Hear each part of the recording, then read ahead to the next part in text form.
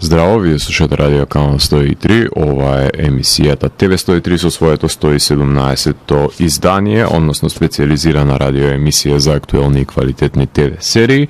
А денес ќе ви говорам за една од најочекуваните ТВ серии на годината, која што ја работеше еден од милиониците на Netflix, односно човекот кој додека никој не го знаеше, јас сум правив интервју за мојот фанзин Кошмар, а денес е еден од најбараните автори на мини серијали во светот, односно режисерот Майк Фленеган, кој се нурна во светот на Едгар Алан По и реши да го екранизира проклетството на фамилијата Ашерови, односно кои се подготвени да го дадат животот на потомството, само за да може да го поминат моменталниот живот во раскош и декаденција. Кога ќе дојде време да се плати сметката, еден по еден умираат децата на Родерик Ашер и нема ништо не му преостанува освен да сведочи на дождот на мртви тела кои ќе го предизвика пред се кризата со опијати која ќе ја иницира широм светот преку неговата фирма. Станува збор за исклучителниот ТВ мини серијал Падот на куќата на Шерови, односно The Fall of House of Usher, за која што ќе ви говорам во рамките на ова издание на емисијата, која што го започнавме со две композиции кои се наоѓаат на новиот албум Stone на одличниот прогресивен рок-н-рол бенд Baroness, односно слушаме Last Word и Beneath the Rose. Станува збор за бенд кој што оако не се лажам, е шестиот негов албум, бенд кој што доаѓа од Савана од Џорџија, односно сите нивни претходни албуми ги носат имињата на бои. Ова е првиот исчекор кој што го прават надвор од црвениот, синиот, жолти, зелен, виолетов и златен и сив албум, односно затоа го именуваат тоа шесто дело, најверојатно им се потроши сите бои. Меѓутоа ова дефинитивно не е албум за подценување, со оглед на тоа што можете да слушнете нивната предсема историја на музицирање која што владее и преовладува и на ова албумско остварување, од кое што продолжение ќе слушнеме и Choir. Исто така моќна и кратка и ефективна предсе композиција, и потоа ќе слушнеме трейлерот како најава за сето тоа што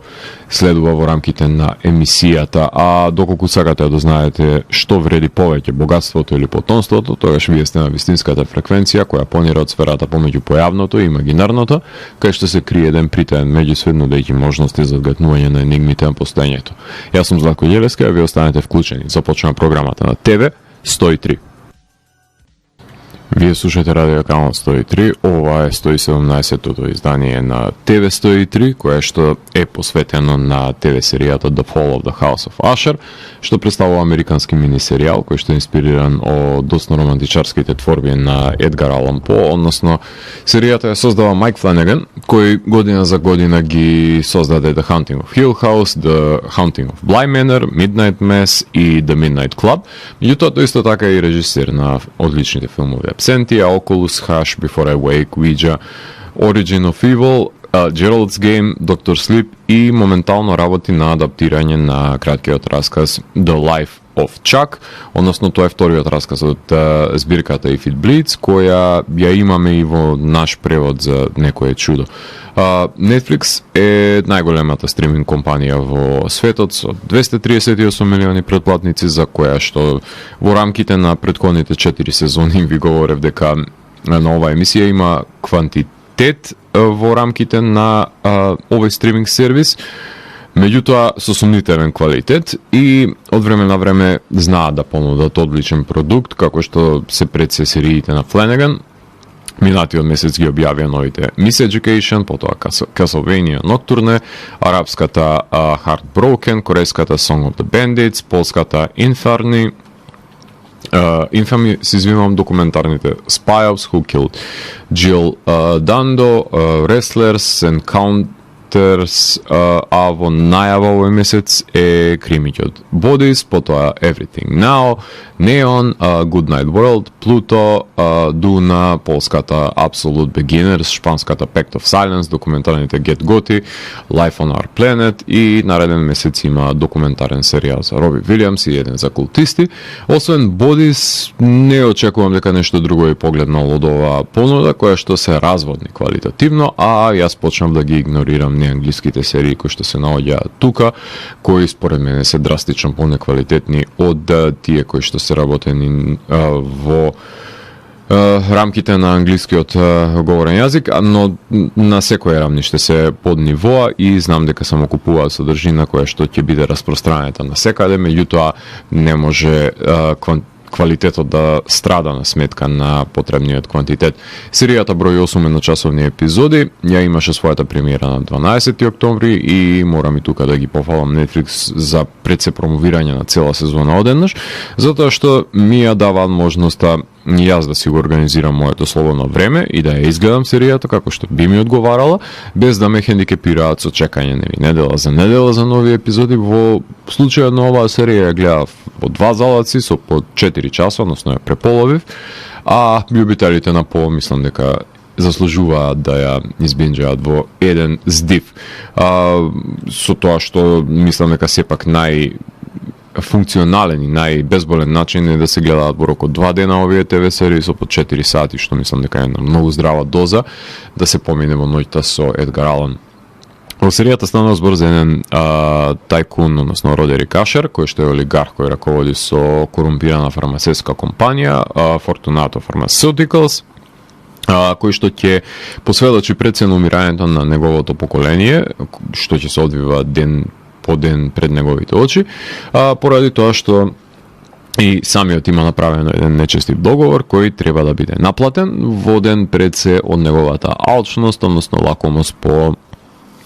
богатството и славата по кој што тој очајно трага. Фланеган токму таа заслепеност по материјалното збогатување по секоја цена го стави на вага наспроти богатството кое причинува семејството и поколението, фрлајќи најпрвен силен коментар на кризата со опијати која што се уште одекнува во светот и има се понови жртви на оксикотон,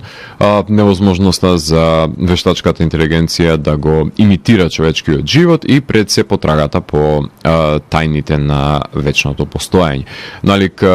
наркоманите кои бараат изговори за нивната зависност, така и богаташите се декларираат само како снабдувачи на потребата од консумеризам за широките маси и нивната зависност од материјалните добра, кои нема да им донесат никаква среќа на луѓето, иако како такви се рекламираат пред се. Монолозите кои што најмногу ме радуваат се елементите кои најмногу ги славам во пишувањето на Фланеган. A Midnight Dreary, The Mask of the Red Death, Murder in the Rue Morgue, The Black Cat, The Telltale Heart, Goldbug, The Pit and the Pendulum и The Raven се насловите на 8 епизоди кои што ги брои овој мини-серијал, се извинувам, од кои сите се наслови на раскази или поеми на По, освен првата што е всушност стих од Гавранот, односно самиот негов почеток Once Upon a Midnight Dreary, извадена Midnight Dreary од овој стих. Во октомври пред 2 години беше најавено дека Фланеган ќе копа во гробот на творештвото на По за рамките на оваа серија. Френк Ланџела, кој што го глумеше Скелетор во првиот филм за Химен и детективот во Брейнскен, требаше да биде Родерик, но по истрагата за недолично однесување извршен Netflix беше заменет со Брус Гринвуд, кој заедно со Карла Гониньо и Хенри Томас направи едно трио по кое што се памти одличниот филм на Фланеган Gerald's Game и тука повторно ги видовме заедно во едно Фланеганово дело пред се. Имено почна со снимање на 31 јануари, а завршија на 9 јули 2022 година, односно за 6 месеци се снимаше оваа серија во почетокот на минатата година во Ванкувер, останатиот период на годината се монтираше и се разбира дека првите 2 епизоди беа прикажани и на филмски фестивал, заради тоа што веќе стана една своевидна практика квалитетните ТВ серии да се прикажуваат и на филмските фестивали со оглед на тоа што во зависност на типот, карактерот и жанрот пред се бираат и на тој начин фестивалите на кои што се представени, со тоа што е жанровски хорор серијата, се разбира дека треба да игра и на жанровски филмски фестивал, така што беше прикажана на Fantastic Fest, кој што се одржа минатиот месец, односно фестивал кој што во своите рамки имаше едно тајно прикажување на Пила 10 и Dogman и Салбърн на Емералд Фенел, така што таму беа прикажани и ТВ серијата 30 Coins, за која што има посебна емисија во ТВ 103, како и новите хорор филмови Totally Killer, The Toxic Avenger и ВХС 85, така што помеѓу нив се најдеа и премиерно прикажаните први две епизоди од The Fall of House of Usher, меѓутоа потоа беше во целост објавена во рамките на овој месец на стриминг каналот на Netflix. Тука ќе направиме на кратка музичка пауза, односно во продолжение ги слушаме Cardinal Point. Станува збор за бенд од нашето соседство, односно бенд кој што ни доаѓа од Врање, од Србија. Тие го издадоа минатиот месец нивниот втор долгосвирачки студиски албум. Првиот нивен албум беше Spit on Trust and Reliance, претходно има една синглка издадено, и во октомври го издадоа Man or Island, односно ова е второто студиско издание на јужњачкиот стоне рок бенд кој што ни доаѓа од Врање, и од овој одличен албум ќе имаме можност да слушнеме повеќе композиции. Именно насловната тема ќе слушнеме и потоа ќе следува Lay Down, Stray Dog и доколку имаме време Sometimes ќе слушнеме, и потоа се разбира едно кратко представување на ликовите во форма на една кратка најава, и потоа ќе ви говорам за актерите кои што ги глумат овие ликови. Така што уживајте со Cardinal Point на канал 103.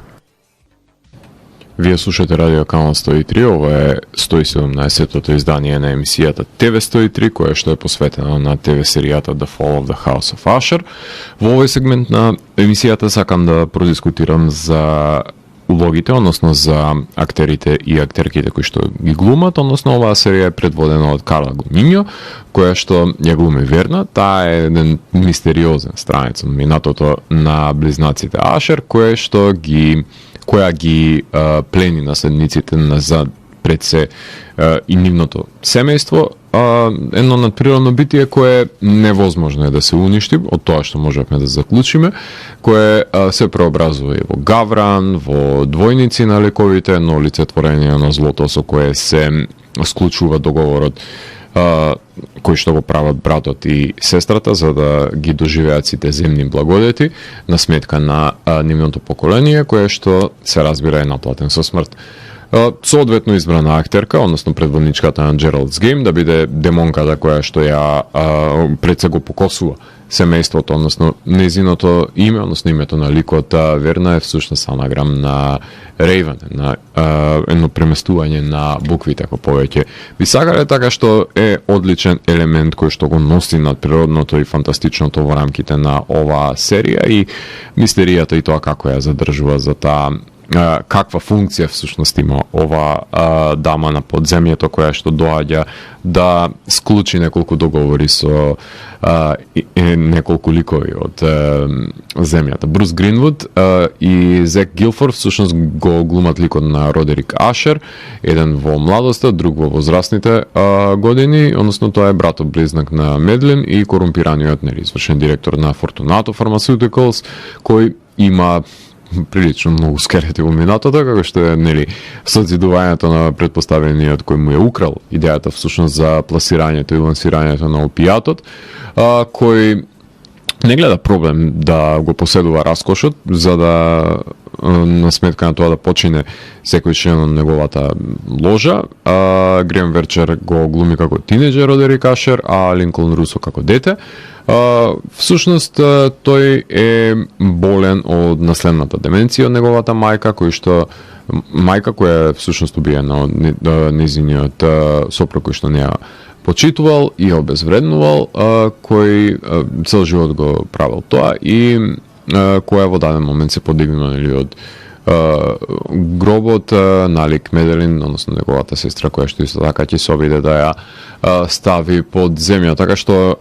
Родерик всушност ја најавува оваа серија со неговите изјави за преживеаниот живот, односно неговата исповед, ако повеќе сакате, кој што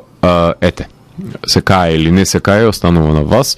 за одлуките кои што ги носи на сметка на неговото семејство, само за да може да го вкуси богатството. Така што има дидактика ова серија во поглед на тоа што е повредно кога ќе се стави на вагата. Мери Макдоналд и Вила Фицджералд ја глумат Меделин Ашер, односно таа е сестрата близначка на Родерик, една амбициозна директорка на Fortunato Pharmaceuticals, која што е дете од прелюба на, се разбира, на низиниот татко, кој што исто така асистирал со зидувањето на претпоставениот и во клетвата која што се наметнува семејството. Лулу Вилсон ја глуми како тинејџерка Меделин Ашера, Кейт Видентон како дете ја глуми Меделин. Таа не е ништо помалку наивно, нити па помалку може да се обвини од Родерик, со оглед на тоа што двајцата се подготвени да го дадат животот на поколението, само за да може да ги вкусат тие благодати на земјата, така што таа дури го во минатото го сили, односно го предизвикува незиниот брат да биде построг и да биде по-бескрупулозен и користолюбив пред се, со оглед на тоа што таа е ладнокрвна и калкулирана, посебно во сцените кога треба да се прикрие злосторството кое што веќе го имаат направено. Преминуваме на децата, една од нив е Хенри Томас, односно тој го глуми Фредерик Ашер, тој е најстариот син на Родерик и наследникот на Fortunato, сопругот на Морела и татко на Ленор, кој откако ќе дознае дека Морела оди на секс забавата која што ја планира Просперо, неговиот полубрат ќе започне да ја дозира по несреќата која што ќе случи таму, ќе дозира со наркотици и ќе реши Верна со смрт да ја кулминира, односно неговата екзистенција со тоа што ќе ја помеша неговата дрога со прекумерна доза која што и него ќе остави во близина на подземјето, односно од ликот кој што се протнува како жртва на почетокот на серијата, освен одбележјата кои што ги има на зависник не може да се избришат, меѓутоа во моментот кога одлучува дека тој ќе малтретирајќи се прави една лична одмазда на Морела, доаѓа и тој забрзано на листата на жртвите на Верна.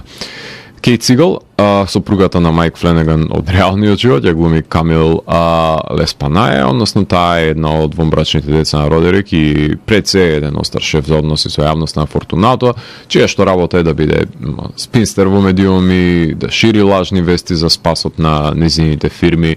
Ја забележуваме оваа серија со бела коса, што ретака можноста да се погледне оваа актерка во таков изглед и ја гледаме како ги експлоатира пред се помошниците нејзини за да прави интимни тројки со нив, така што таа дури им наметнува дека тоа е составен дел од нивната работа, така бескрупулозност на нејзина секако дека ќе ја доведе еден чекор поблиску до смртта. Така што знае секојаш Фланеган каква улога да и даде и знае да даде многу убави реплики и кога Кейт ќе застане пред судните моменти во оваа серија. Рахул Коли глуми Наполеон, односно Лео Ашер, едно од одбрачните деца на Родерик и истакнат издавач на видеоигри со зависност од дрога, се разбира, меѓутоа и еден прилично неверен лик во контекст на своите блиски, кој го пред се го изневерува неговиот дечко со неколку групис и уште едно од децата кои што ќе завршат на клада на Верна. Саманта Слојан ја глуми Тамерлен Ашер, односно таа е најстарата ќерка на Родерик и е предприемач со големи аспирации, која што има своја фирма, меѓутоа се самозадоволува гледајќи го сопругот како ролплеја пред нејзини очи, односно спие со девојки кои што ја глумат токму неа во спалната соба, колку инако повеќе би сакале технички да се држиме до фетишот кој што го опфаќа Тамерлин, која што ќе си се соочи со смртта на начин на кој што, ако не се лажам, мислам дека во Bride of Chucky беше употребена таа смрт, доколку сте го гледале тој филм. Во спалната соба има една прилично радикална сцена, која е своевидно и метафората за тоа дека таа сака да се гледа, односно да биде погледната и огледалото, односно стаклото, секако дека ќе биде и нејзин пријател и непријател. Тания Милер ја глуми Викторин Лафуркад, таа е најстарата од вонбрачните деца на Родерик, така што ако треба да се направи некаква табела на поколението кое што Родерик го има, од вонбрачни, невонбрачни, од секакви деца, така што оваа фамилија е прилично широка. Меѓутоа, Викторин е надарен хирург која што прикрива мртви мајмуни на кои што експериментира во Руморг за да го изработи механичкото срце, која што е форсирана од временските лимитации да направи еден продукт кој што можеби ќе му ја вети вечноста на Родерик, односно ќе ја победи смртта, тоа нема да стигне до таму. Майкл Труко го глуми Руфус Гризвол, тоа е поранешниот извршен директор на Фортунато од Пол Лонгфелоу. Првиот извршен директор, односно тој е крадец на идеја кој што ќе биде од Родерик созидан во самиот зид. Кейти Паркер е глуми Анабел Ли, првата сопруга на Родерик и мајката на Фредерик и Тамерлин, која што има деменција и е убиена сопруга, како што веќе ви напоменав, така што мотивот на мртвата сакана, како една референца, самата поема од Едгар Алан По тука е буквализирана. Сауриан Сапкота е Просперо, Пери Ашер, најмладиот од вонбрачните деца на Родерик, кој што води хедонистички начин на живот пред се, кој организира забава на елитата во еден напуштен магазин, кај што ќе се прска со штетните хемикалии кои фирмата не сака да знае јавноста за нив и на тој начин налик сулфурна киселина врз човечко тело ќе се распрска низ иригациониот систем и ќе се стопат едноставно едно до друго телата. Една прекрасна визуелна реализација која што ја има оваа сцена. Највпечатлива се разбира во цела серија поради масовните губења на животи. Мет Бидел го глуми Бил Ти Уилсон, односно тој е фитнес инфлуенсер и сопруг на Тамерлин, кој што е лицето на незината фирма, кој се согласува на сексуалните ролплей ескапади во кои што други жени ја глума неговата сопруга. Кристал Балинг ја глуми Морела Ашер, таа е поранешна манекенка и актерка, сопруга е на Фредерик и мајка на Ленор, која што не се задоволува со животот на домаќинка и оди токму поради тоа на забавата на Просперо за да изневерува, што кога незиниот сопруг Фредерик ќе дознае тоа и тоа како ќе има лична одмазда кон неа. Покрај нив во серијата, да не ги заборавиме, и Рут Код, се извинувам, која што е глуми Джуно Ашер, односно таа е втората сопруга на Родерик и поранешен зависник од наркотици, која се навлекува и на опијатите на сопругот, која ќе ја наследи фирмата и сепак ќе започне на рехабилитациона програма, која ќе биде во служба да се спасат тие животи кои што опијатите кои пуштиле во продажба ќе ги загрозат, и е омразена од децата, се разбира, заради тоа што е неколку децении помлада од него и мисла дека е жена за трофеи, како што веќе се нарекува на македонски јазик. Меѓутоа, таа има најголемо срце очигледно од сите тие Ашерови и заради тоа и ќе остане жива на крајот, заради тоа што клетвата нема да ја фати. Меѓутоа, нема таков биде случај со Кайли Кюран, односно која што е глуми Ленор Ашер, да е ќерката на Фредерик и Морела. Родерик ја смета за најдобрата на Ашерови, затоа што има чиста душа, нема греови и знае да ја донесе вистинската одлука, односно не премолчува пред неправдата, например, која што ја насетува кај однесувањето на незиниот татко, така што без разлика на незините добри дела и уште подобри намери, и таа е жртва на клетвата и со еден допир во сон ќе биде односно со губење на свеста ќе биде одземен незиниот живот на најблаг можен начин од страна на верна. Карл Лумбли го глуми Си Огист Дупан, односно помошник обвинител на Соединетите американски држави, кој сака да ги изведе Ашерови пред лицето на правдата, кој има дечко и го испрашува Родерик за да ја дознае пред се вистината смртта на поколението, кој смета дека фамилијата е богатство за него. Малку Гулбин го глуми младиот Си Огист Дупен. Марк Хамил, кој што го знаете од Star Wars и како од анимираните филмови за Джокер, во Бетмен го глуми Артур Пим, адвокатот на семејството, лик кој умее да ликвидира некого ако има потреба од страна на Родерик, ама нема семејство и поколение за да не може да биде искористено за уцена, но исто така Лук Скайуокер нема да сака да подлегне на договорот за слава на Верна, па затоа ќе биде единствениот обвинет за злото на Ашерови од доказниот материјал собран од младите предце.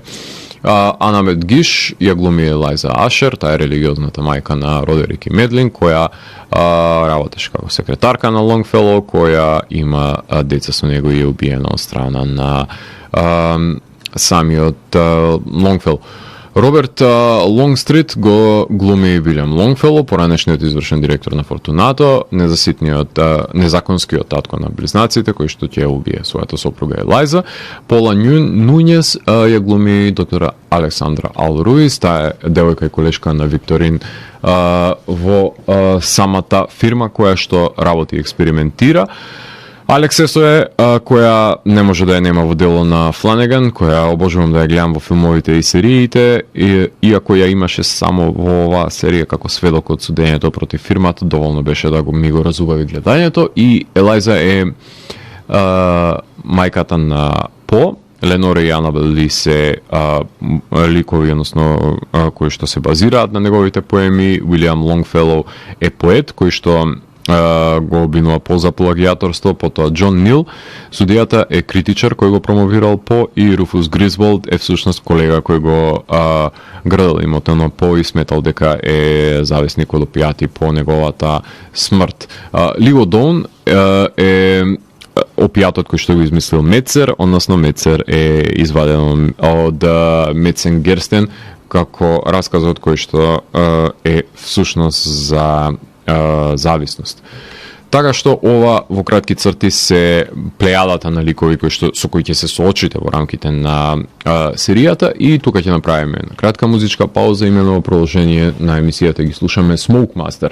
со две композиции од нивниот албум Cosmic Connector, односно станува збор за еден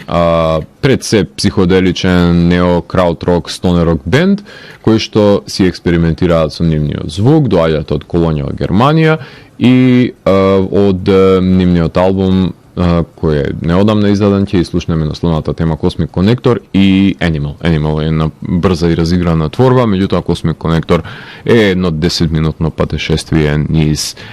универзумот, и потоа ќе слушнеме еден извадок, ќе слушнеме конкретно од самата серија и ќе продискутирам за одредени спецификации кои што и поседува The Fall of the House of Usher. Уживајте. Вие слушате радио канал 103, ова е 117-тото издание на емисијата ТВ 103, односно специализирана радио емисија за актуелни и квалитетни ТВ серии. Денес ви говорам за The Fall of the House of Usher, односно за самиот крај на емисијата сакам да напоменам неколку карактеристики кои што, односно неколку белези по кои што таа може да се памти. Имено оваа серија нема најава, меѓутоа има титул карта по завршувањето на секоја епизода која што се испишува долж екранот. Во поглед на режисерите има една братска делба која што си направија Фланеган и неговиот DOP, односно Майкел Филмоњари, кој што стана режисер на пола од сезоната на Ашер, односно неизменично режира две епизоди Фланеган, две Филмоњари, две епизоди Фланеган, две Филмоњари. Значи првата и втората и петта и шеста се на Фланеган, а трета и четврта и финалето е на Филмоњари. Секако, например, маската, овој извадок од кај што можете да слушнете, односно маската на црвената смрт и таа масовна сцена е на Фланеган, а црната мачка е на Филмоњари, ако повеќе милувате, така што во зависност на изборот на приказните, односно во зависност на изборот на адаптацијата и носечките убиства во самата епизода е направена поделбата помеѓу Майк и Майкл, а со оглед на тоа што филмоњар е директор на фотографија на сите епизоди, нема различен. Не може ни да има разлика на визуелен план со оглед на тоа што секаде тој ја раководи камерата и избира боите. Музиката е работа The Newton Brothers, што си дозволија помрачен да биде скорот, односно доминира овој пат гудачка свита и да донесе таа торжественост, а има неколку композиции кај што се интервенираат тие со електронскиот синтвев, меѓутоа тие интервенции се секундарни во споредба со оркестрацијата, која што ќе имате можност да ја слушнете на крајот на емисијата, се разбирам, избрав неколку композиции, а за The Newton Brothers знаеме дека ги работеа од Oculus, мислам дека соработуваат заедно со Фленеган, меѓутоа тие исто така правеа и музика за, освен неговите серии и неговите филмови, се извинувам, имаат за Forever Purge правено музика, потоа Wake од Јафера на минисеријата, за The Walking Dead на World Beyond, мислам дека правеа музиката за последната адаптација на The Grudge, така што кога не соработуваат со големиот Фланеган, работат на неколку други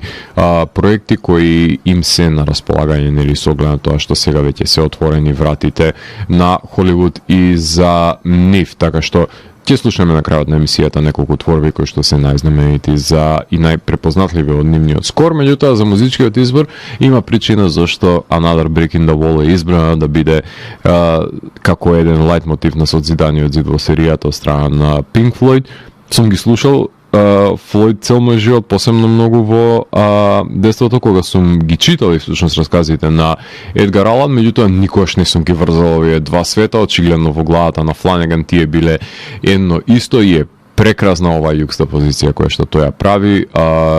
ужива во потребата на Closer, на Nine Inch Nails, на оргиската забава, иако не е наведена на плейлистите, јас многу добро знам да ја пронајдам во рамките на една ТВ серија. We Build This City на Starship исто така ја има во самиот саундтрек и се разбира на Bonnie Tyler, Total Eclipse of the Heart, и доколку ќе имаме време и адаптацијата, односно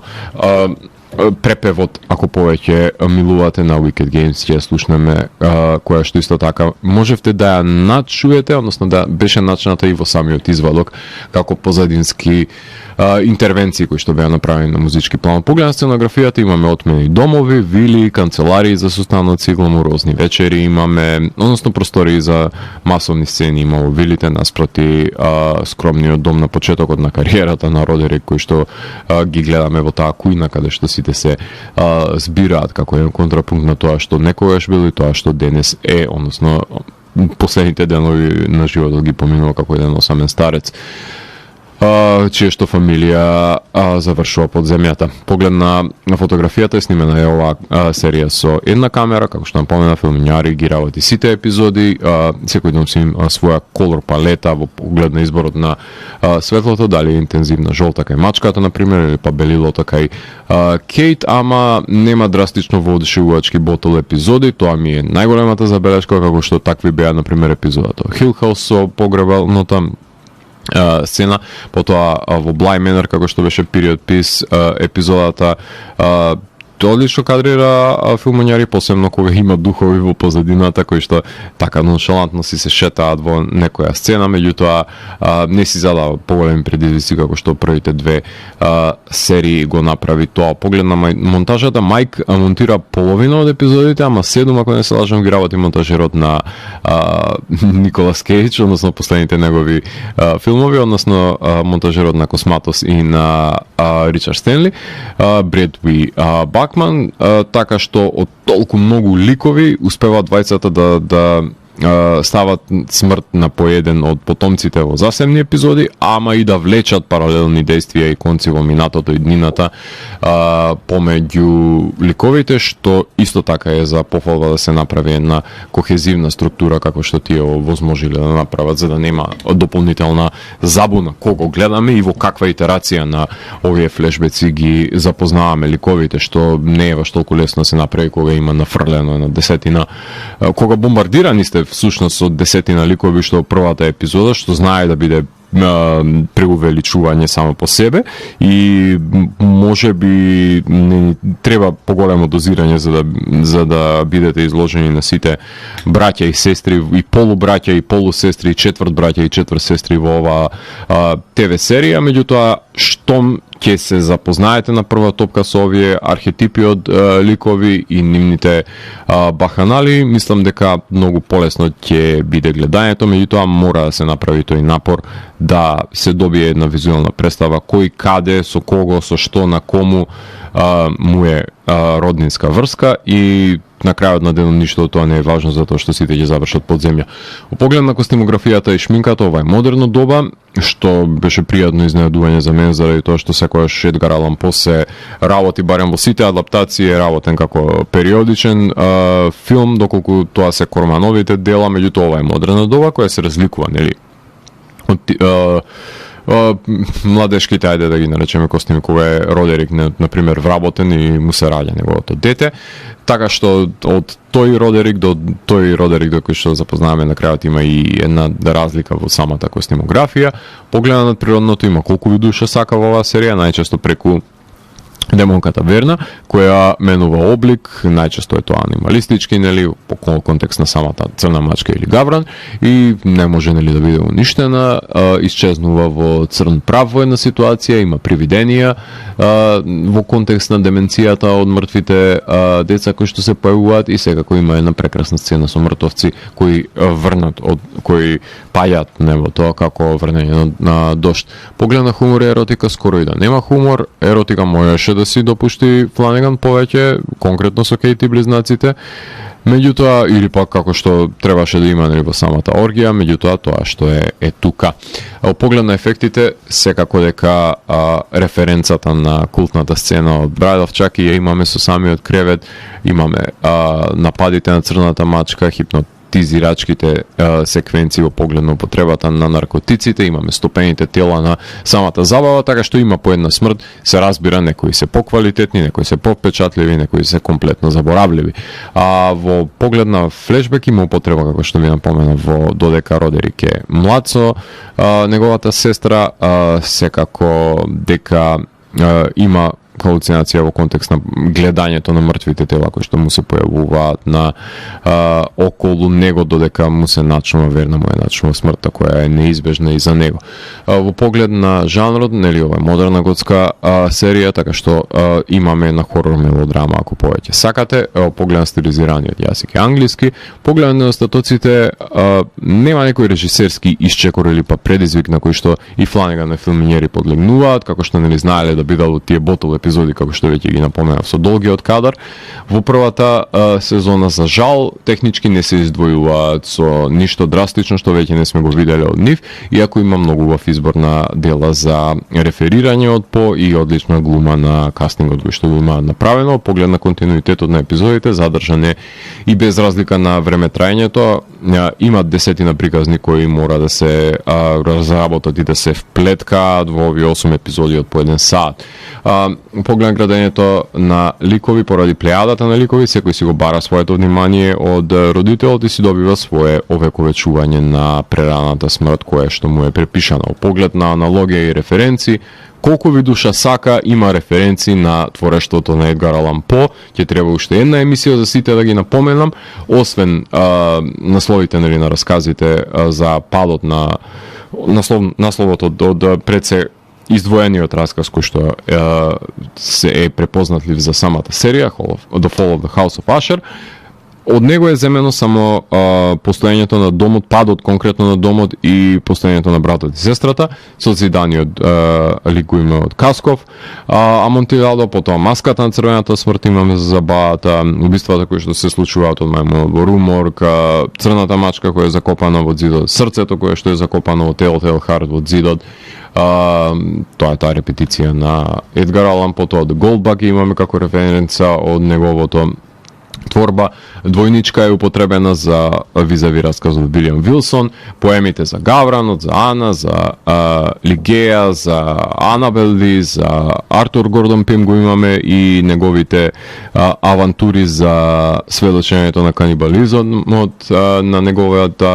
неговиот екипаж на островот, потоа Питен на пендулом птацијата за нишалото ја имаме од расказите, па дури една референца за седмиот печат има на Бергман, дека уште ни фали табла за шах и плажа и ќе бидеме како филм на Бергман во една сцена се реферира. Слични серии секако дека се Midnight Mass и останатите 4 серии на Фланеган, потоа имаме Lovecraft Country, Them, The Outsider, Yellow Jackets, Archive 81, Hannibal, Penny Dreadful, The Resurrected, Brand New Cherry Flavor, American Horror Story, Marianne, Hemlock Grove, Ghoul, Strangers from Hell, 30 Coins, која што не помнува, Castle Rock, Lore, Сплашители од темнината, Black Summer, Servant,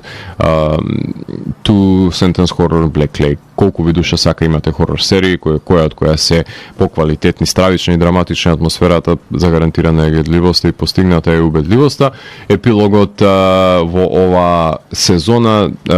го имаме каде помеѓу Медерин и Родерик настанува еден облик на труење, каде што